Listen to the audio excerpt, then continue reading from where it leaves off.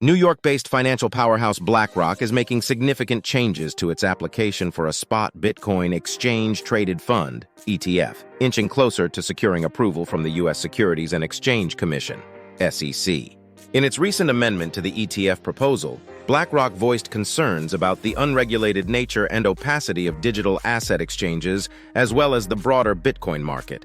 The company pointed out the potential adverse effects on the value of Bitcoin and, by extension, the value of the proposed iShares Bitcoin ETF. This acknowledgement of potential risks is a significant step in addressing the SEC's long-standing concerns regarding crypto market volatility and insecurity.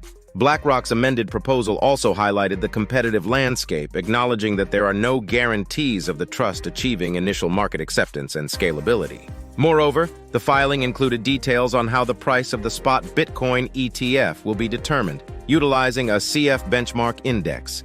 Notably, recent attention has focused on the BlackRock spot Bitcoin ETF's listing on the Depository Trust and Clearing Corporation, DTCC. This listing seemingly indicates that approval for the fund is likely imminent, even though it had been quietly listed for several months without much notice. The listing was temporarily removed, but later reinstated.